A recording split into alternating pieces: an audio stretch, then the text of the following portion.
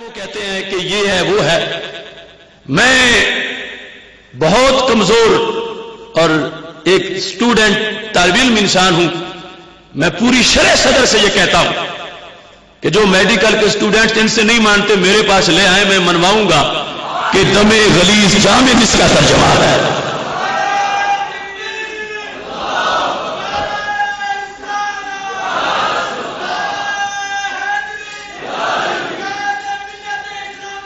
یہ دیکھو حضرت عبداللہ بن عباس رضی اللہ تعالیٰ عنہ کا ترجمہ. عبداللہ بن عباس جن کو گھٹی میرے محبوب علیہ السلام نے دی اور علم کے وہ سمندر کے شناور, اتنے بڑے تاجدار. چلو ہمیں تو کہتے ہیں کہ انہیں آتا کچھ نہیں, یہ پڑے ہوئے کچھ نہیں, تنگ نظر ہیں, چھوٹے ہیں, اپنا قد بڑا کرنا چاہتے ہیں. اور ابن عباس کے بارے میں تو کوئی شرم کرے. اب یہ کہتے ہیں کہ جنہوں نے جمع ہوا خون کیا, خون کے ساتھ ترجمہ کیا, وہ ٹھوکریں کھاتے پھرے. تو کس کو کہا ٹھوکریں کھاتے تھے؟ ترجمہ تو حضرت عبداللہ بن عباس رضی اللہ تعالیٰ عنہ نے کیا. اور اگر اس کو مزید دیکھو گے تو ترجمہ وہ حضرت عبداللہ بن مسعود رضی اللہ تعالیٰ عنہ نے کیا. ترجمہ حضرت ام سلمہ ام المومنین نے کیا. ترجمہ نبی اکرم صلی اللہ علیہ وسلم کے صحابہ نے کیا ہے. اس بنیاد پر اس میں دیکھو یہاں یہ فتح الباری شرح بخاری جلد نمبر 14 اور صفحہ نمبر 587 ترجمہ کہتے ہیں ان ابن مسعود فسرہ, حضرت عبداللہ بن مسعود رضی اللہ تعالیٰ نے تفسیر کی بأن النطفہ اذا وقعت فی الرحم, کہ جب نطفہ رحم میں واقع ہوتا ہے, فاراد اللہ ان یخلق منہا بشرا, اللہ جب ارادہ کرتا ہے کہ اس نطفے سے انسان پیدا کرے تو کیا کرتا ہے, طارت فی جسد المرأ, وہ نطفہ عورت کے پورے بدن میں حرکت کرتا. فی جسد المرأ تحت کل ظفر و شعر, ہر بال کے نیچے جاتا ہے, ہر ناخن کے نیچے جاتا. یہ عالم الغیب جو اللہ ہے اور اس کے بارے میں جو ہمارا علم ہے ایمان بالغیب, اس کا جو تقاضا ہے. اب حدیث ہے میرے محبوب علیہ السلام کی, اور حضرت عبداللہ بن مسعود رضی اللہ تعالیٰ عنہ جو علم کا بھرا ہوا گھر ہے وہ وضاحت کر رہے ہیں اور کہتے ہیں ثم تمکث 40 یوما, پھر وہ نطفہ 40 دن کا جب ہو جاتا ہے, ثم تنزل دمن فی الرحم, 40 دن کے بعد وہ خون میں بدل جاتا ہے.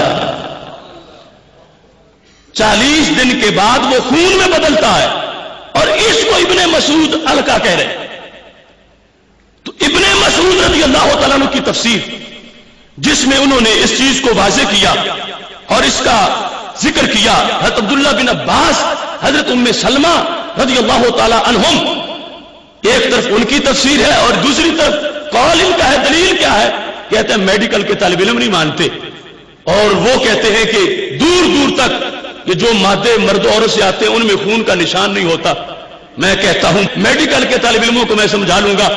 اب یہاں پر قرآن مجید کیا کہتا ہے, هو الذی خلقکم من تراب, رب وہ ہے جس نے تمہیں مٹی سے پیدا کیا. میں پوچھتا ہوں کہ وہ جو مرد و عورت کا مادہ ہے کہ اس میں مٹی دور دور تک نظر آتی ہے, تو کیا تراب کو بھی چھوڑ جاؤ گے؟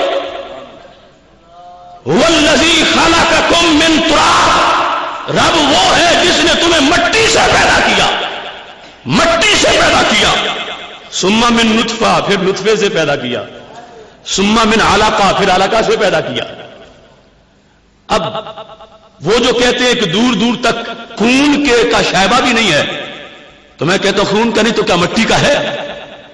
اگر مٹی کا بھی نہیں ہے تو کیا قرآن کا انکار کر دو گے کہ میڈیکل کے اسٹوڈنٹ نہیں مانتے؟ نہیں, بات سوچنے کی ہے. یہاں پر اس چیز کو ذہن میں رکھو کہ رب ذوالجلال اپنی قدرت کی حکمتیں بیان کر رہا ہے اور حکمتوں کا اظہار کر رہا ہے کہ خالق کائنات جل جلالہ نے کس انداز میں انسان کی تخلیق کی ہے اور کس انداز میں اس کی قدرتیں اور حکمتیں ظاہر ہوتی ہیں. ان ساری چیزوں کو سامنے رکھ کے سوچو گے تو پتہ چلے گا کہ قرآن مجید برہان رشید میں لطافت کتنی ہے اور رب ذوالجلال کے کلام کے اندر لذت کتنی موجود ہے. खालिक कायनात जल्ला जलालहू ने मुख्तलिफ मराहिल बयान किए हैं और हमारे मुफस्सिरीन ने उनकी वजाहत की है। अब मैं इख्तिसार के साथ उन वजाहतों की तरफ आपको ले जाता हूं जो अकवाले सहाबा को पेश करते हुए इन आइमा ने लिखे। और उस वक्त की जो तिब थी, बात वो भी नहीं मानती थी, मगर इमामों ने कहा हमने कलमा तिब का नहीं पढ़ा, कमली वाले आका का कलमा पढ़ा है। तिब को समझना पड़ेगा, वो इधर आएगी और फैसला वो है जो रब का फरमान है, जो रसूल अल्लाह सल्लल्लाहु अलैहि वसल्लम का फरमान है। इस सिलसिला में अब देखो यहां शरह किरमानी जो बुखारी शरीफ की है उसमें यह तफसील जिक्र है और इसकी वजाहतें भी मौजूद हैं। शरह किरमानी अला सहीह बुखारी, यहां पर हदीस शरीफ मौजूद है। अन अब्दुल्ला, हज़रत अब्दुल्ला बिन मसूद रज़ी अल्लाह तआला अन्हु से रवायत है, क़ाल हद्दसना रसूलुल्लाह सल्लल्लाहु अलैहि वसल्लम व हुवा अस्सादिकुल मस्दूक। हमें हमारे आका सल्लल्लाहु अलैहि वसल्लम ने यह बयान किया और वो सच्चे हैं और मस्दूक हैं, सादिक भी हैं और मस्दूक भी हैं। उनसे सच कहा गया है और वो भी सच बोलने वाले हैं। इसमें आगे क्या है? काला, उन्होंने फरमा इन्ना अहदकुम युजमउ फी बत्नी उम्मिही 40 यौमा, कि तुम में से कोई एक जमा किया जाता है अपनी मां के पेट में। कब तक? फरमा 40 दिनों तक। 40 दिनों तक। फिर क्या होता? फरमा सुम्मा अलका मिसला ज़ालिका, 40 दिन के बाद वो अलका बन जाता है। सुम्मा यकूनु मुदगा मिसला ज़ालिका, फिर 40 दिनों के बाद वो मुदगा बन जाता है। यह सबसे पहले फरमाया कि उसको जमा किया जाता है, फिर उसको जमा होता है 40 दिनों में, फिर अलका बनता है 40 दिनों में, फिर मुदगा बनता है 40 दिनों में। जब 3-40 हो जाते हैं, सुम्मा यबअसुल्लाहु मालाका, फिर अल्लाह फरिश्ता भेजता है और फिर उसके अंदर जो है वो रूह फूंकी जाती है और सारे मामलात आगे होते हैं। अब यहां पर इन्होंने लिखा, ये इमाम किरमानी है, इमाम किरमानी लिखते क्या है? कहते हैं कालत तिब, तिब ने कहा, तबीबों ने कहा। आज ये 15वीं सदी में मेडिकल के स्टूडेंट से डर गया है। उस वक्त इमाम किरमानी कहते हैं कि तिब ने यह कहा इन्नमा युतसव्वरुल जनीनु फीमा बैन 30 यौमन इला 40। उस वक्त की तिब ने यह कहा था कि जो जनीन का तसव्वुर है यह 30 दिनों से 40 के दरमियान है। 30 दिनों से 40 के दरमियान रूह फूंक दी जाती है। उस वक्त की तिब ने कहा। तो कहते हैं वल मफहूम मिनल हदीस अन्ना खिलकतहु इन्नमा तकूनु बाद 4 अशहुर, कि खिलकत जो वो 4 महीने के बाद होती है। तो इसको जिक्र करके जिस वक्त ये बात को लेके आगे बढ़े तो आगे इमाम तय्यबी बोले और उन्होंने इस बात को मुकम्मल कर दिया और ये कहने लगे, कहते हैं वस्सहाबा तो आलमुन्नास बेतफसीर मा शामिऊ हो व अहक्कुहुम बेतावीलिही व अक्सरहुम एहतियाता फलैसा लिमन बादहुम अन युरद्दा अलैहिम। कहने लगे तिब को ले जाओ अपने घर में, तफसीर वो है जो सहाबा ने की है, तफसीर वो है जो सहाबा ने की है। तो कहने लगे बाद वाले किसी को हक नहीं पहुंचता कि वो सहाबा की तफसीर को चैलेंज करता फिरे, किसी को हक नहीं पहुंचता। ये जिल्द नंबर 1 है और इसका ये अल-काशिफ अन हकायक सुनन सफा नंबर 237 है। इस पर इन्होंने इस चीज को लिखा और इमाम इब्न वसीर जजरी की निहाया का भी हवाला दिया और इस चीज को वाज़ेह किया कि बिलाखिर आना पड़ेगा तिब को भी उधर, और बिलाखिर सारी मालूमात जो है उनके पेश नजर یہ بات ہی عقل کو ماننی پڑے گی جو فرمان میرے محبوب علیہ السلام کا ہے۔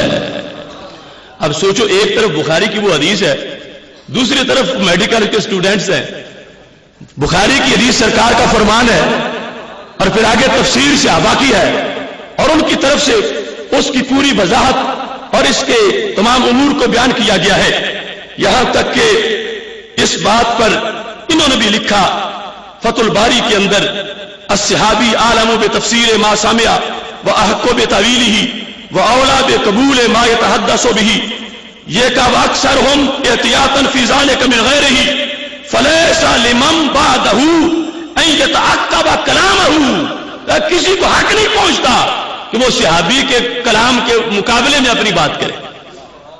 تو صحابہ نے تفسیر کی، اور یہ کیا کہہ رہے ہیں؟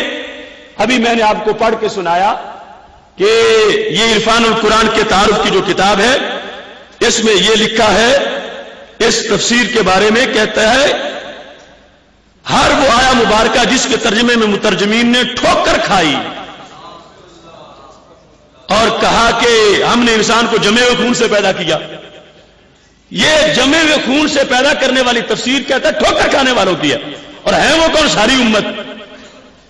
تو اس سے خلاصہ یہ نکلا معاذ اللہ کہ قرآن اترا ہمارے آقا علیہ الصلوۃ والسلام پہ ہے، معاذ اللہ اس کے قول کے مطابق سمجھا صحابہ نے بھی نہیں، سمجھا تابعین نے بھی نہیں، اور جیسے اس نے کہہ دیا کہ سائنسی جو آیات ہے اس کا ترجمہ آج تک سارے زمانے میں غلطی ہوتا رہا، عربی میں ہو یا اردو میں، تو بات اس نے خود وہ ویسے بھی کر دی، اور یہاں یہ لکھا ہوا بھی ہے۔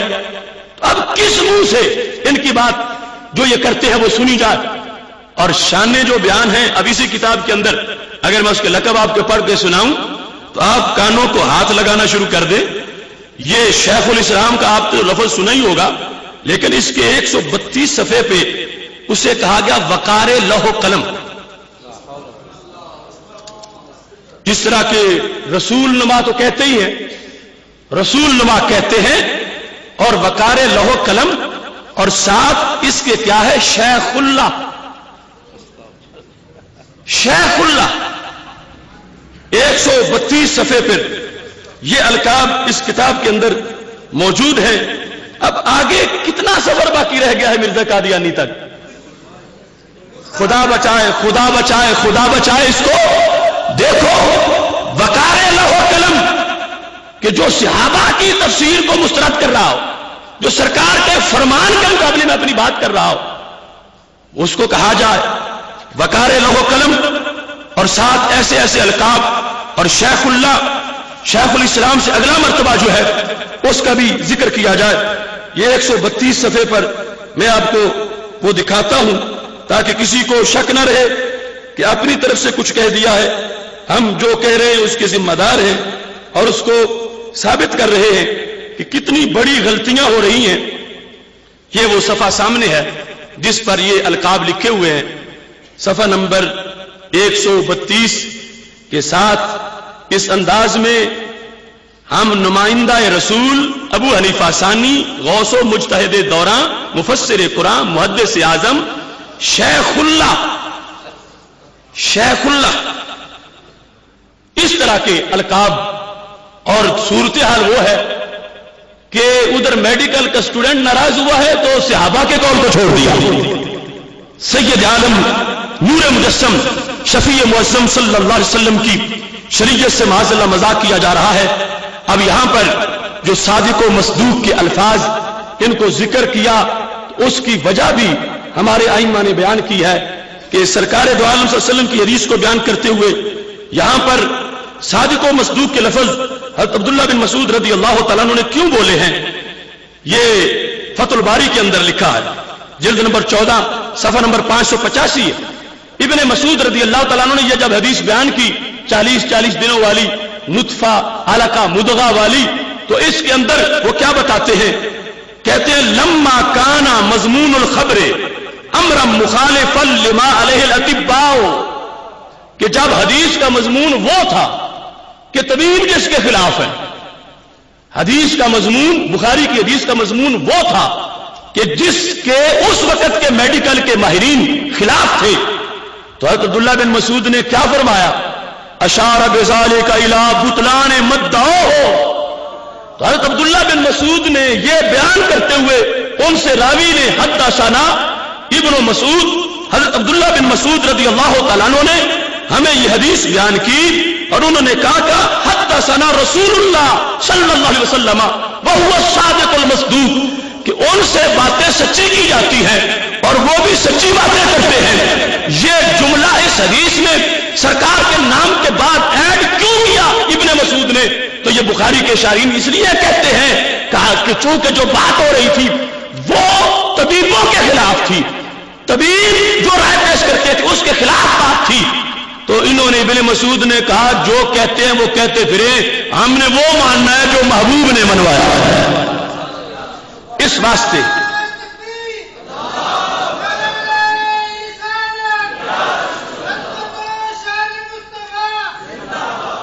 یہاں پر اس وضاحت میں یہ تفسیر مظہری کے اندر تفسیر جو پیش کی گئی ہے انہوں نے کہا کہ یہ من علق کیوں فرمایا؟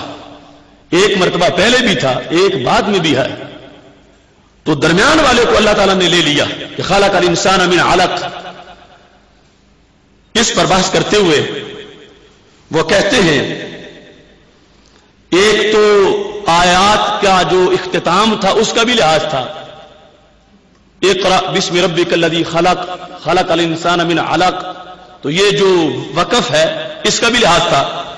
دوسرا والاشارۃ الی جمیع اطوار خلقہ حیث اشار الی ما توسط منها فإن هذا خلقه من الطین ثم من الاغذیۃ التي تصير بعد تحویلات منیہ ثم تصير المنی علقہ.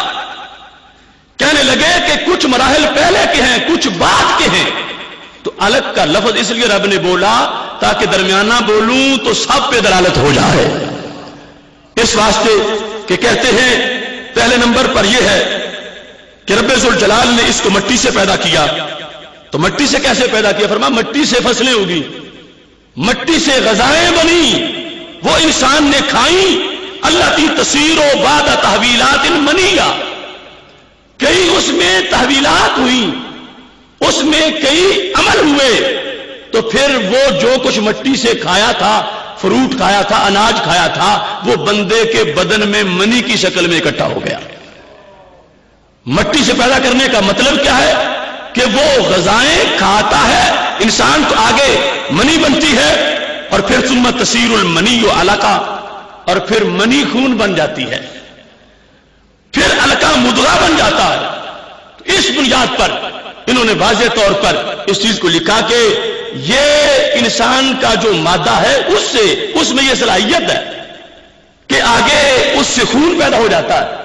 اور جو یہ بہانہ کرتے ہیں کہ دور دور تک خون کا شائبہ نظر نہیں آتا منی میں، تو میں پوچھتا ہوں وہ جونک نما جسم کس چیز کا بنا کہ انسان کو ایک جونک جیسے معلق وجود سے پیدا کیا گیا؟ تو وہ جونک جیسا معلق وجود اس کا اصل کیا ہے، اس کی بیس کیا، وہ کیسے بن گیا؟ اگر وہ پانی کا قطرہ وہ جسم بنا سکتا ہے تو خون کیوں نہیں اس میں آ سکتا؟ کیونکہ وہ معلق وجود جو ہے جس کے ساتھ ہینگنگ ماس، اس کو ایمبریولوجی میں دیکھ کے تو یہ ترجمہ شروع کر دیا، وہ اگر بن سکتا ہے منی سے تو خون اس سے کیوں نہیں بن سکتا؟ اور پھر بات یہ ہے کہ علق کا معنی جونک ہے ایک لغت میں، مگر یہ ترجمے میں جو ساتھ کہا گیا کہ جونک کی طرح معلق وجود، اگر علق کا ترجمہ جونک ہے تو معلق کس کا ترجمہ ہے؟ علق کا ترجمہ جونک ہے تو پھر سینہ کھول کے کہو کہ جونک سے بنا، تاکہ پتا چلے کہ ڈارون کا بوجھنے کا نظریہ تھا اور اس کا جونک کا نظریہ، کہ رب نے انسان کو جونک سے بنایا. لکھتا ہے کہ جونک کی طرح معلق وجود. میں پوچھتا ہوں جونک کس کا ترجمہ ہے، معلق وجود کس کا ترجمہ ہے؟ اور پھر ساری انسانیت ایک جونک سے، اور اس کے لحاظ سے آگے کئی اعتراضات ہوں گے.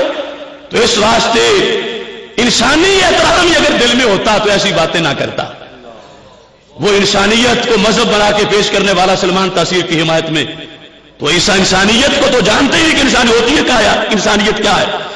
یہاں پر اس چیز کو ذہن میں رکھیے کہ ہمارے اکابر نے جو وضاحتیں پیش کی، جو تفصیلات لکھی، ان کے اندر ہر چیز میں بڑی حکمتیں ہیں اور بڑی عظمتیں اس کے اندر موجود ہیں.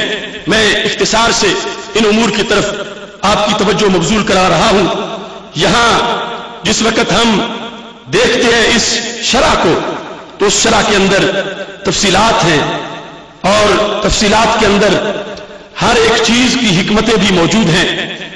حاشیہ کونوی جلد نمبر 20 صفحہ نمبر 348 اس کے اندر انہوں نے اس چیز کی وضاحت کی کہ رب ذوالجلال نے انسان کو جو جمع ہوئے خون سے پیدا کیا، اس میں خالق کائنات جل جلالہ اپنی قدرت کو واضح کرنا چاہتا ہے اور کہتے ہیں کہ وَخَصَّهَا دون غیرہ من الطارات لرعایت الفاصلہ، الگ کا ذکر کیا، باقی کا ذکر نہیں کیا. ایک تو وہ آیات کے جوڑ کے لحاظ سے، وقیل لأنہ دل علی کمال القدرت، دوسرا اس واسطے کہ اللہ کی قدرت کے کمال کا اظہار زیادہ ہو جائے.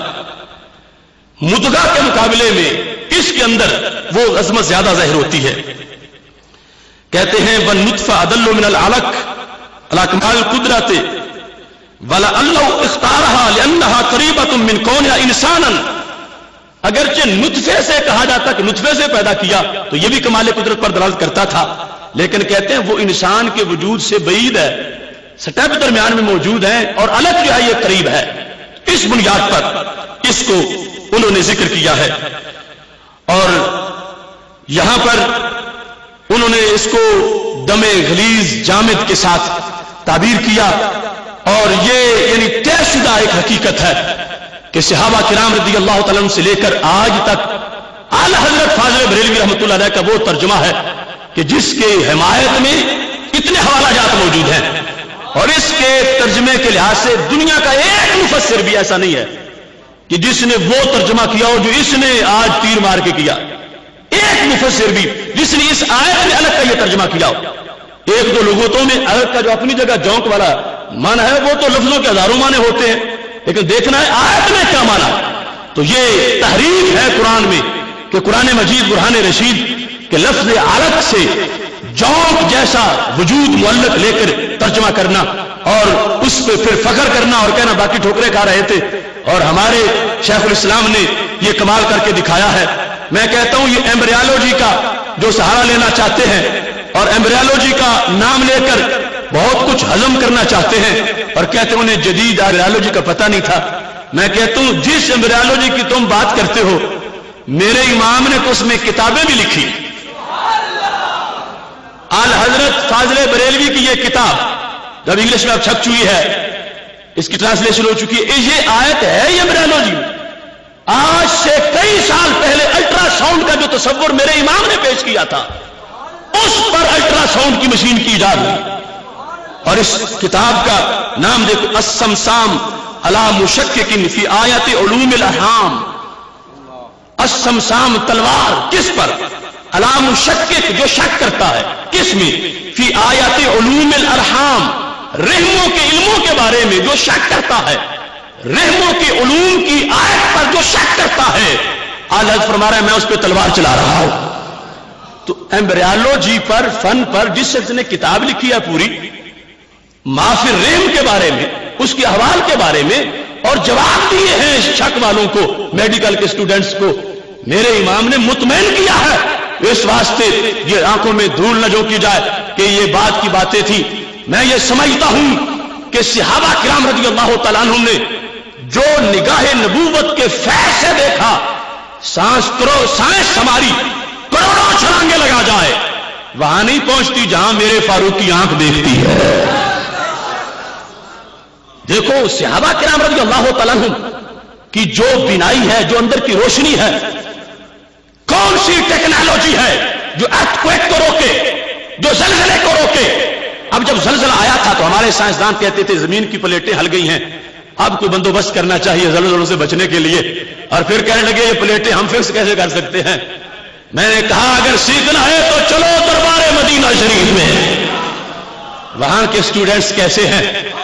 وہ زلزلہ زمین کو آیا، میرے حضرت فاروق اعظم رضی اللہ تعالیٰ عنہ نے زمین پہ ایڑی ماری اور فرمایا اگر عمر نے تجھ پہ عدل نہیں کیا تو پھر کام سکتی ہے، اور اگر عمر نے عدل کیا تو عمر تجھے کامنے نہیں دے گا.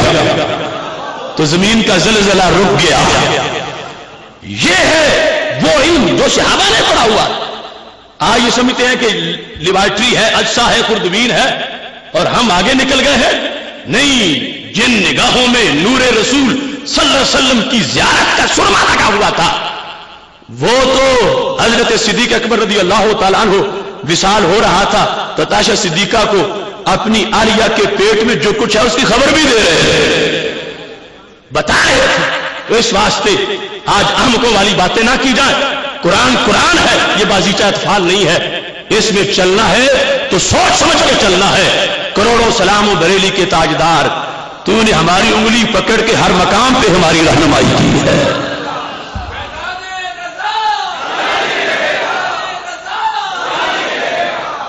اس مقام پر آپ حیران رہو گے کہ کیسے کیسے ترجمے اس نے کیے.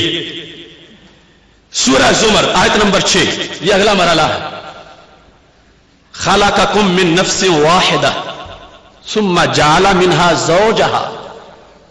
اللہ نے انسان کو ایک نفس سے پیدا کیا اور پھر اس سے اس کی زوج کو پیدا کیا. یہ کمال اپنا ترجمہ کا سائنٹیفک بنیادوں پر، جہاں سائنسی علوم ہیں وہاں کہتا سارے ترجمے غلط ہیں، صرف میں نے صحیح کیا ہے. اور اب میں ترجمہ پڑھوں گا تو تم سب حیران رہ جاؤ گے کہ یہ ترجمہ ہے یا قرآن سے مذاق ہے. خلقکم من نفس واحدہ، ترجمہ اس نے تم سب کو ایک حیاتیاتی خلیہ سے پیدا فرمایا. من نفس واحدہ، نفس کا ترجمہ نفس واحدہ، ایک حیاتیاتی خلیہ سے پیدا فرمایا، اسی سے اس جیسا جوڑ بنایا. خلیہ، نفس کا ترجمہ خلیہ.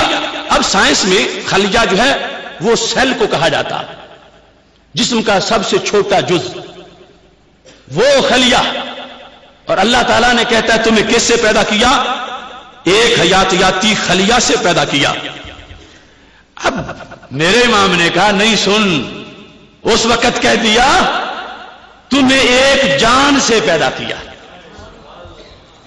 ایک جان سے، ایک جان. نفس کا ترجمہ جان، یہ سرکار سے ثابت ہے. نفس کا ترجمہ جان سید المرسلین حضرت محمد مصطفیٰ صلی اللہ علیہ وسلم کی حدیث سے ثابت ہے، صحابہ سے ثابت ہے. اور نفس کا ترجمہ حیاتیاتی خلیہ، یہ اس کے ذہن کی پیداوار ہے. اور جو غلطی کی ہے تو اس سے آگے انعام لینا چاہتا ہے اپنے احمقوں کو سنا کے کہ کسی نے یہ ترجمہ کیا نہیں تھا، سائنس آ گئی ہے، اب قرآن سمجھنا شروع ہو گیا ہے. پہلے کسی کو دین کا پتہ نہیں چلا اور اس انداز میں ترجمہ شروع کر دیا. چلو میں تمہیں بتاتا ہوں. حضرت عبداللہ بن عباس رضی اللہ تعالیٰ عنہ سے پوچھتے ہیں کہ نفس کا ترجمہ کیا ہے؟ تنویر المقباس صفحہ نمبر 485. هو الذی خلقکم، یہاں پر ہے خلقکم من نفس واحدہ، رب نے تمہیں نفس واحدہ سے پیدا کیا. کس سے؟ کہا من نفس آدم، حضرت آدم علیہ السلام سے. ایک جان. اب جو آدم علیہ السلام کو خلیہ کہے، اس کا کوئی ولیہ ہے انسانوں والا؟ خلقکم من نفس واحدہ، حضرت عبداللہ بن عباس رضی اللہ تعالیٰ عنہما ارشاد فرماتے ہیں من نفس آدم وحدہ، اکیلی ایک جان. حضرت آدم علیہ السلام سے تم سب کو پیدا فرمایا. پہلے ان کی جان بنی اور اس کے بعد سارے انسان. آگے چلو. امام ضحاک 105 ہجری میں جن کا وصال ہوا، وہ کہتے ہیں خلق حوا من آدم من ضلع الخلف وهو اسفل الاضلاع، کہ جو آیا ہے کہ اللہ نے تمہیں ایک نفس سے پیدا کیا، تو فرمایا سب سے پہلے تو آدم علیہ السلام کی پسلی سے حضرت حوا کو پیدا فرمایا۔ اب اس شخص نے خلیہ کا اور خلیہ کی آگے بیوی بنا دی۔ خلیہ کو تمہیں خلیہ سے پیدا کیا اور پھر خلیہ کے ساتھ بیوی بھی جوڑ اس کا بنا دیا۔ تیسرا حوالہ امام ابن جریر جو 310 ہجری میں جن کا وصال ہے، انہوں نے صحابی رسول حضرت قتادہ رضی اللہ تعالیٰ عنہ سے یہ سند کے ساتھ اس کا معنی ذکر کیا۔ حضرت قتادہ رضی اللہ تعالیٰ عنہ سے روایت کرتے ہوئے کیا معنی ہے اس کا، خلقکم من نفس واحدہ، وہ فرماتے ہیں یعنی آدم، کہ اللہ تعالیٰ نے تمہیں آدم علیہ السلام سے پیدا کیا، ثم خلق منها زوجہ حوا، پھر ان سے اللہ تعالیٰ نے ان کی زوجہ حضرت حوا کو پیدا فرمایا۔ تو یہ صحابہ کی تفسیر ہے، اور آج یہ خلیہ لے کے آ گیا۔ صحابہ کرام رضی اللہ تعالیٰ عنہم نے اس انداز میں اس تفسیر کو آگے بیان کیا ہے۔ اس کے بعد دیکھیں امام سیوطی تفسیر در منصور جلد نمبر 7 صفحہ نمبر 212 پہ لکھتے ہیں نفس کا معنی کا یعنی آدم، کہ اللہ نے حضرت آدم علیہ السلام سے، یہ ہے وہ جان کہ جس کو نفس کہا جا رہا، اس سے رب ذوالجلال نے آگے دوسروں کو پیدا کیا۔ اس کے بعد امام سالوی وہ تفسیر سالوی جلد نمبر 2 کے اندر صفحہ نمبر 159 پہ لکھتے ہیں والمراد بالنفس آدم، کہ نفس سے مراد حضرت آدم علیہ السلام۔ امام قلبی کتاب التفسیر جلد نمبر 1 صفحہ نمبر 128 کہتے ہوا آدم علیہ السلام، کہ نفس سے مراد حضرت آدم علیہ السلام۔ آگے چلتے جائیے امام بغوی وہ کہتے ہیں یعنی آدم علیہ السلام، کہ نفس سے مراد حضرت آدم علیہ السلام ہے۔ امام بیضاوی کہتے ہیں کہ نفس سے مراد حضرت آدم علیہ السلام۔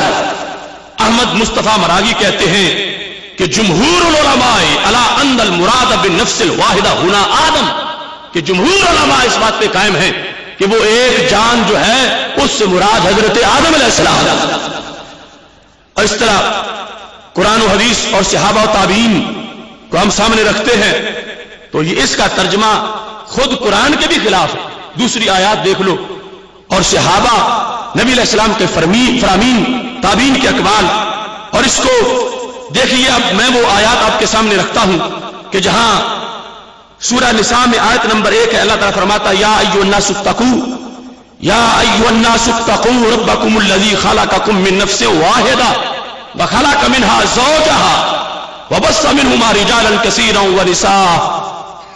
اس کا ترجمہ اس کی طرف اس کی کتاب سے دیکھو تو وہاں لکھا ہے کہ تمہیں ایک جان سے پیدا کیا۔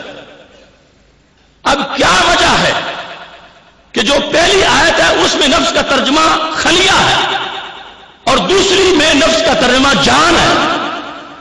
ایک جگہ سائنس زور دے گئی ہے، اگر وہ صحیح ہے تو پھر دوسرا صحیح نہیں اس کے مطابق، اگر دوسرا صحیح ہے تو پھر پہلا صحیح نہیں ہے۔ اور پھر سورہ اعراف میں هو الذی خلقکم من نفس واحدہ وجعل منها زوجها لیسکن الیہا، کہ رب ذوالجلال نے تمہیں ایک جان سے پیدا کیا اور اسی سے اللہ نے اس کی زوجہ کو بھی پیدا کیا۔ تو یہاں بھی نفس کا معنی جان سے کیا۔ پھر زمر اور اس کے بعد یہ ساری آیات جو ہیں جس وقت ہم ان کو سامنے رکھتے ہیں تو اس سے یہ پتہ چلتا ہے کہ قرآن مجید برہان رشید کے اندر نفس کا ترجمہ ایک ہی ہے جو تخلیق کے لحاظ سے جس کو بیان کیا جا رہا ہے۔ تو ہم پوچھتے ہیں کیا حضرت آدم علیہ السلام کو خلیہ کہا جا رہا ہے؟ تو کیا حضرت حوا علیہ السلام کو خلیہ کی زوجہ کہا جا رہا ہے؟ تو کیا خلیہ جو ہے اس کی ساری انسانیت آگے اولاد ہے؟ اور سکون کا تقاضا کیا خلیہ کو ہے؟ یہ ساری چیزیں جو ہیں اس کا جواب صرف اس صورت میں دیا جا سکتا ہے کہ جب اس کا ترجمہ چھوڑا جائے اور وہ ترجمہ دیا جائے جو ترجمہ امام احمد رضا بریلوی رحمۃ اللہ علیہ نے فرمایا۔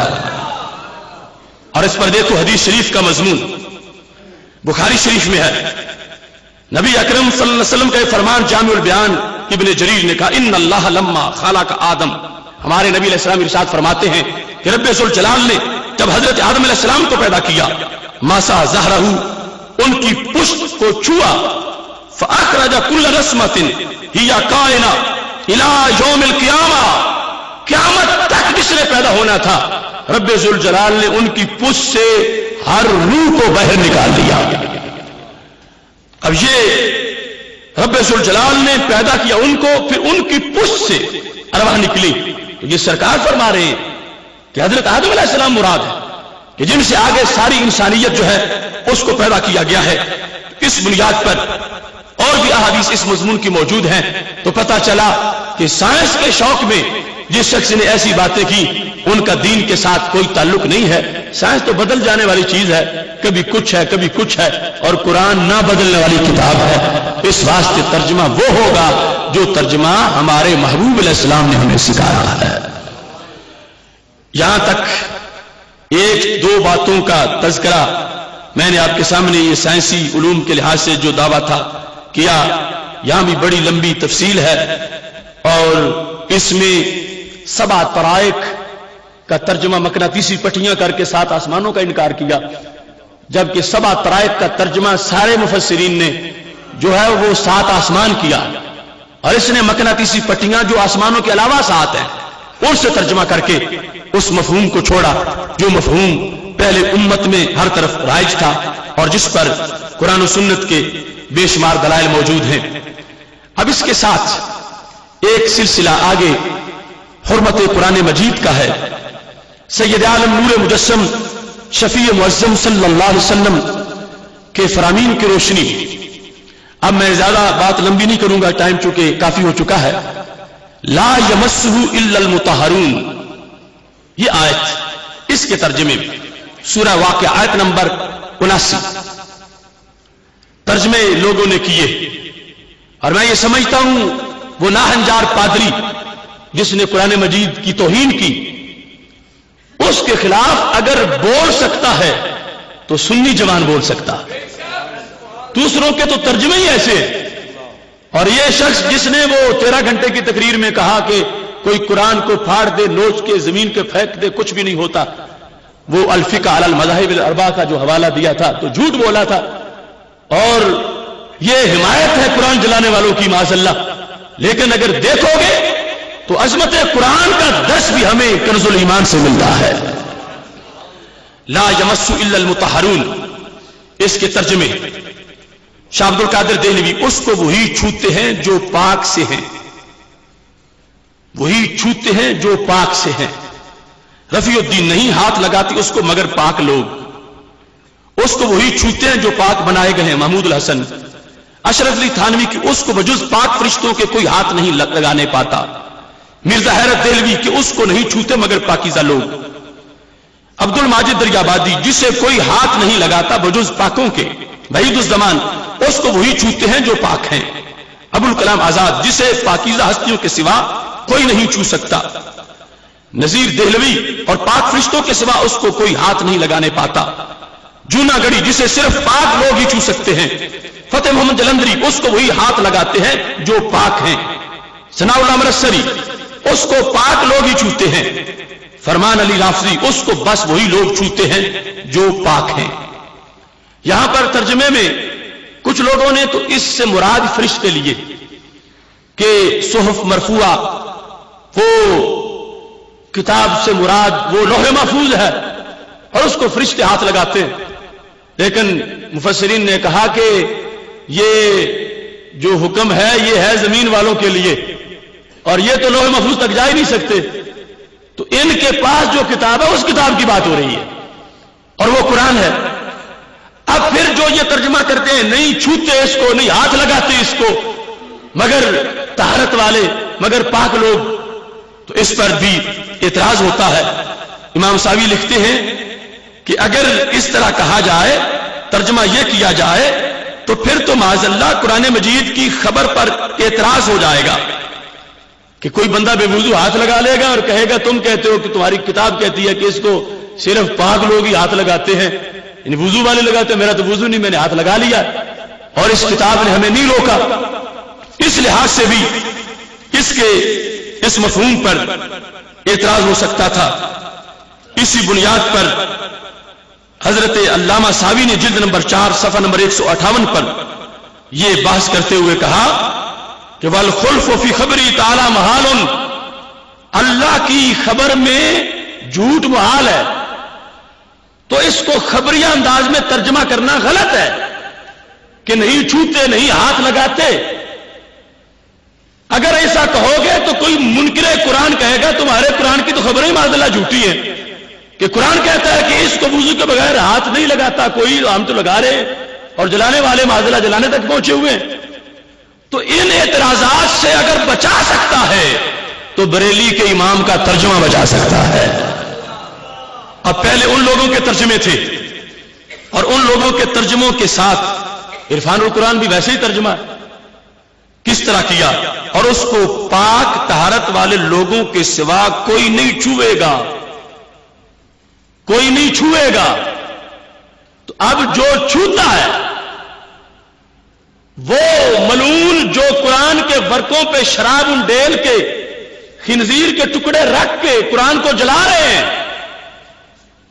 وہ کہیں گے تمہارا قرآن تم کہتے ہو اس کو کوئی نہیں چھوئے گا، ہم تو معذلہ جلا بھی رہے ہیں۔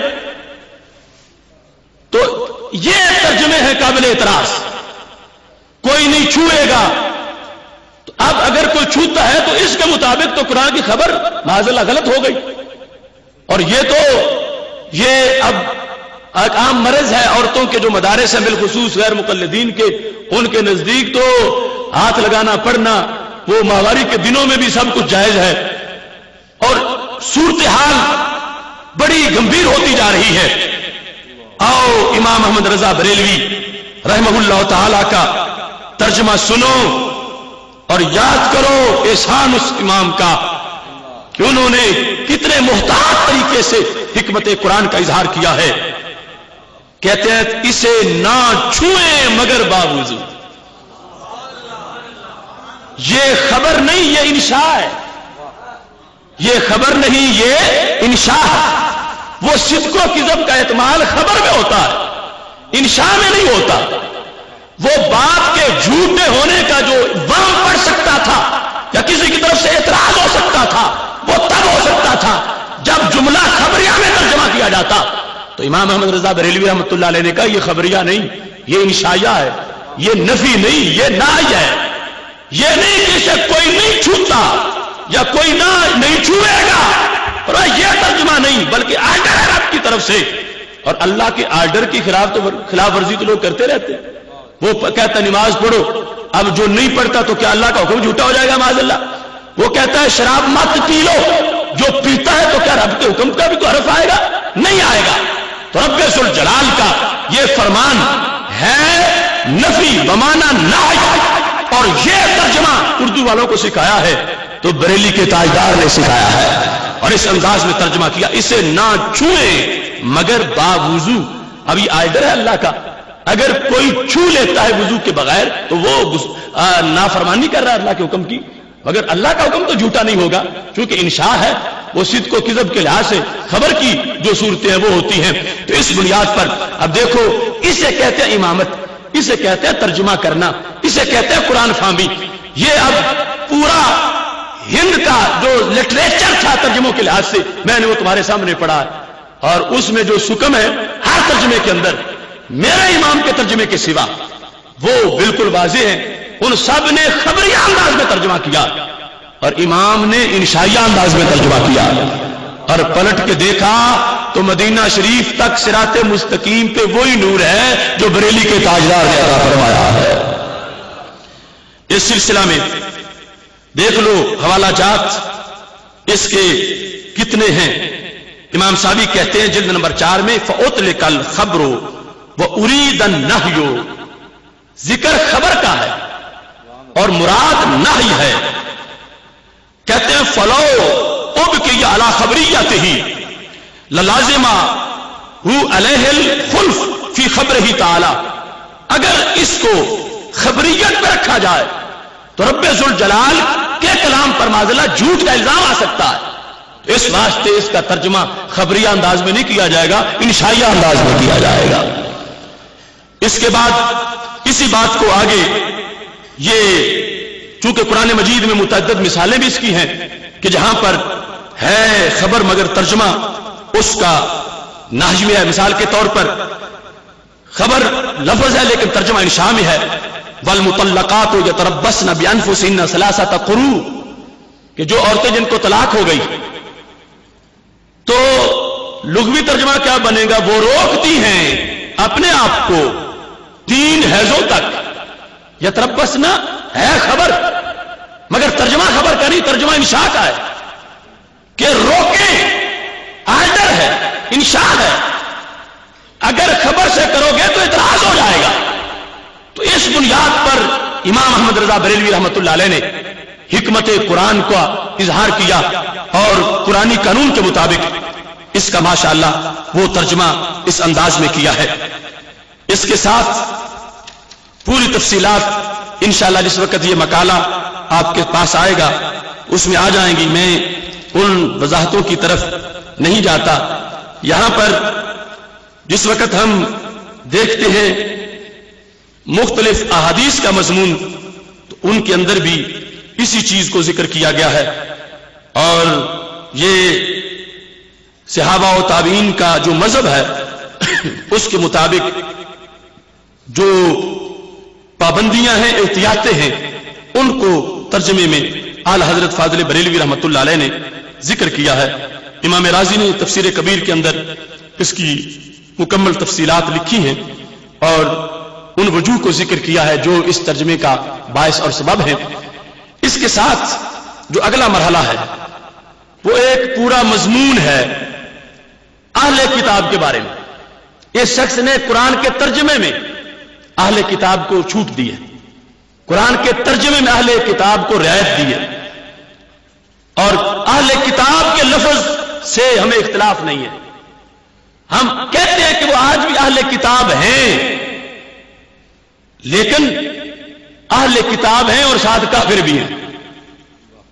اہل کتاب ہیں, ائمہ نے کفر پر تو اتفاق کیا, مشرک کے لفظ میں اختلاف ہے کہ ہم ان کو مشرک کہیں یا نہ کہیں, مگر کفر کے لفظ میں کوئی اختلاف نہیں ہے کہ میرے آقا علیہ الصلوۃ والسلام کی دنیا میں جلوہ گر ہونے کے بعد, اعلان نبوت کے بعد جس عیسائی یہودی نے کلمہ نہیں پڑھا وہ کافر ہے. اور کافر سنگل نہیں, کافر ڈبل ہے, ڈبل کافر ہے. سنن نبی داؤد شریف میں وہ حدیث شریف موجود ہے باب قتال الروم, جس میں حضرت ام خلاد رضی اللہ تعالی عنہا کا بیٹا جب روم میں شہید ہو گیا تو آ کے پوچھا میرے محبوب علیہ الصلوۃ والسلام سے کہ میرے بیٹے کو کیا ملے گا. فرمایا انا لابنک اجر شہیدین, رب تیرے بیٹے کو 2 شہیدوں کا ثواب عطا فرمائے. انہوں نے پوچھا بیٹا ایک تھا, شہادتیں 2 کیسے بن گئی؟ تو ہمارے نبی علیہ السلام نے فرمایا لأنہ قاتلہ اہل الکتاب, شہادت کا ریٹ لگتا ہے مقابل کی حیثیت سے. جو چھوٹے کافروں کے خلاف, سنگل کافروں کے خلاف لڑے شہید ہو جائے شہادت سنگل ہوتی ہے, اور جو ڈبل کافروں کے خلاف لڑے اور شہید ہو جائے شہادت ڈبل ہوتی ہے. رب تیرے بیٹے کو مکہ کے مشرکوں نے شہید نہیں کیا, روم کے یہودیوں نے شہید کیا ہے, اہل کتاب نے شہید کیا ہے. چونکہ شہید کرنے والے کافر ڈبل ہیں, اللہ نے تیرے بیٹے کو شہادت بھی ڈبل عطا فرما دی ہے. آج ان کو بلیور کہہ کے امت واحدہ کے لفظ سے ہمارے ساتھ ملانا اور اہل کتاب کے لفظ پر زور دے کے کہ وہ آج بھی اہل کتاب ہے, آج بھی اہل کتاب ہے. میں کہتا ہوں اہل کتاب پر تو اختلاف نہیں, کتاب پر ایمان ان کا جیسا ہے وہ ایک محل نظر دوسری بات ہے. ہمارا جھگڑا تمہارے ساتھ اس پر ہے کہ تم ان کو بلیور کہہ کے ایماندار بنا رہے ہو, اور ہم یہ واضح کر رہے ہیں وہ کافر سنگل نہیں بلکہ ڈبل کافر ہے. چونکہ بخاری شریف میں ہے ہمارے آقا صلی اللہ علیہ وسلم نے فرمایا آمنا بنبی و آمنا بمحمد صلی اللہ علیہ وسلم, جن لوگوں کو ڈبل ایمان کا ثواب ملے گا, فرمایا وہ یہودی عیسائی جس نے میرا کلمہ پڑھا اس کو ڈبل ایمان کا ثواب ملے گا, کیونکہ اپنے نبی کا بھی پڑھا تھا پھر میرا بھی پڑھ لیا. فرمایا جس نے سرکار دو عالم صلی اللہ علیہ وسلم کا نہیں پڑھا اس کا پہلا کلمہ بھی مسترد ہے, چونکہ پہلے نبی تو فرما کے گئے تھے کہ ہمارے آقا کا کلمہ پڑھنا, تو جس نے محبوب علیہ السلام کا کلمہ نہیں پڑھا اس نے اپنے نبی کا بھی نہیں پڑھا, لہذا وہ ڈبل کافر ہے. اس واسطے ڈبل کافروں کو آج بلیور کہہ کے مکس کرنا مسلمانوں کے ساتھ اور ایک نئے طرز اکبر کے دین الہی کی بنیاد رکھنا، ہرگز یہ دھاندلی ہم نہیں ہونے دیں گے۔ اس سلسلہ میں یہ چیز بھی ذہن میں رکھی جائے کہ آیات کے اندر بھی گڑبڑ کی گئی۔ لقد کفر الذین قالوا ان اللہ ثالث ثلاثہ وما من الہ الا الہ واحد وان لم ينتهوا عما یقولون لیمسن الذین کفروا منہم عذاب علیم۔ یہاں پر یہ آیت کریمہ ہے، اس آیت کے اندر یہ باتیں آپ ذہن میں رکھیں۔ لقد کفر الذین قالوا، کہ کفر کیا ان لوگوں نے جنہوں نے یہ کہا، کیا ان اللہ ثالث ثلاثہ، کہ اللہ تین میں سے تیسرا ہے۔ ان لوگوں نے کیا کیا؟ کفر کیا۔ حالانکہ اللہ فرماتا الہ تو ایک ہے، اگر وہ باز نہ آئے اس سے جو وہ کہتے ہیں تو کیا ہوگا؟ لا یمسن الذین کفروا منہم عذاب علیم، تو عذاب علیم چھوئے گا، عذاب علیم۔ یہاں پر جو لفظ منہم ہے یہ قابل غور ہے۔ اس کا ترجمہ کرتے وقت عرفان القرآن میں جو ترجمہ ہے اس کو دیکھو، بے شک ایسے لوگ بھی کافر ہو گئے جنہوں نے کہا اللہ تین معبودوں میں سے تیسرا ہے، حالانکہ معبود یکتا کے سوا کوئی عبادت کے لائق نہیں ہے، اور اگر وہ ان بےہودہ باتوں سے جو وہ کہہ رہے ہیں باز نہ آئے تو ان میں سے کافروں کو دردناک عذاب ضرور پہنچے گا، ان میں سے کافروں کو۔ اب دیکھو، جن کو قرآن نے پہلے نمبر پہ کافر کہا، پھر آگے ان کی دو قسمیں کیسے بن سکتی ہیں؟ میں سے کا تو مطلب یہ بنا کہ کچھ ان میں کافر ہیں، کچھ کافر نہیں ہیں، جبکہ قرآن کہہ رہا ہے لقد کفر الذین، ان لوگوں نے کفر کیا۔ پہلے یہ بتایا کہ کفر کیا، اور پھر یہ بھی بتا دیا کہ وہ جو کہتے ہیں اس سے باز بھی نہیں آ رہے۔ اب ایسی صورتحال میں آگے یہ کہنا ان میں سے جو کافر ہیں، تو پتہ چلا کچھ تو تین خدا مان کے بھی مومن ہیں، کچھ توبہ نہ کر کے بھی مومن ہیں، اور کچھ کافر ہیں، اور جو کافر ہیں ان کفار کو آگے پھر عذاب ہوگا۔ تو اس مقام پر بھی ہم نے تفاصیل کو اکٹھا کیا، اور یہاں پر اعلی حضرت فاضل بریلوی رحمۃ اللہ علیہ کا ترجمہ وہی حق کی ترجمانی کرتا ہے، اور اسی سے پتہ چلتا ہے کہ رب ذوالجلال کیا بتانا چاہتا ہے۔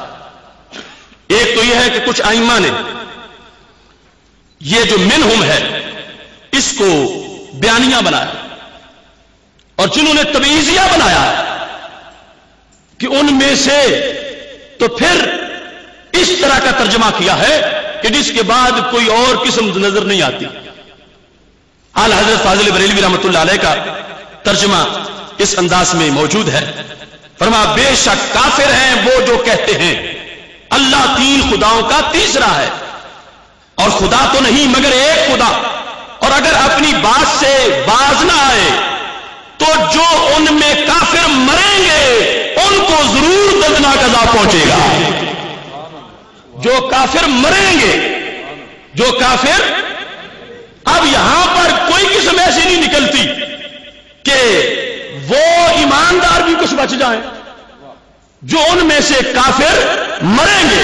یعنی جب یہ آیت اتری، اب احتمال ہے کہ کچھ جا کے 10 سالوں کے بعد توبہ کر جائیں، کچھ 20 سالوں کے بعد توبہ کر جائیں، لیکن ترجمہ کس انداز کا ہے؟ جو ان میں سے کافر مریں گے، کافر مریں گے، یہ کہہ کر اعلی حضرت فاضل بریلوی رحمۃ اللہ علیہ نے وہ دروازے بند کر دیا جس کو آج یہ کھولنا چاہتے ہیں، اور یہ واضح کیا کہ سوائے سرکار کا کلمہ پڑھے کوئی عذاب سے نہیں بچے گا، وہی بچیں گے جو ایمان لے آئیں گے، اور جو ایمان کے بغیر زندہ رہے وہ اے ٹو زیڈ سارے ہی کافر مرے تو ان سب کو عذاب ہوگا، یا دوسری قسم کوئی بھی نہیں بنے گی۔ تو یہ جو کافر مریں گے کا لفظ بولا ہے، یہ امام نے 20 تفاسیر کا نچوڑ پیش کر دیا ہے، کیونکہ یہاں پر جس وقت ہم نے دیکھا تو امام لکھتے ہیں تفسیر جلالین میں کہ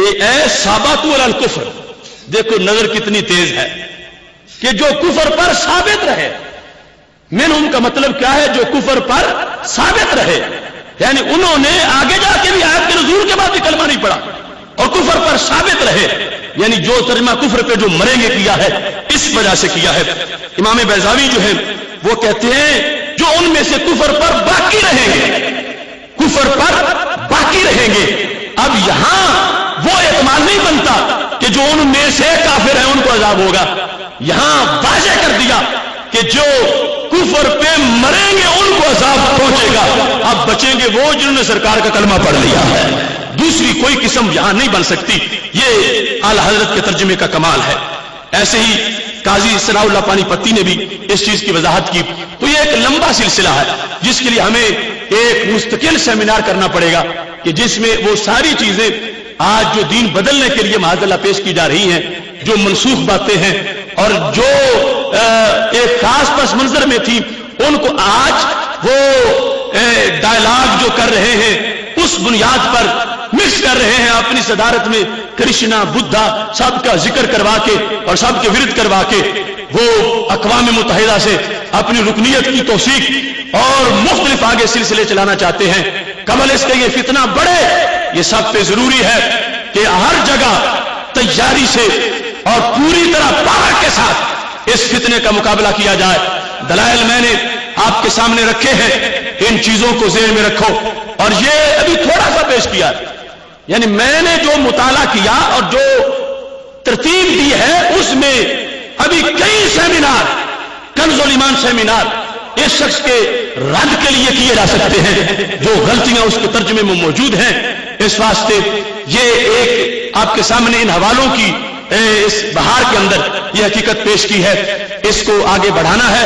اور یہ بات یاد رکھیں کہ خالق کائنات جل جلالہ کا یہ فضل و کرم ہے کہ اس نے ہمیں یہ توفیق بخشی ہے۔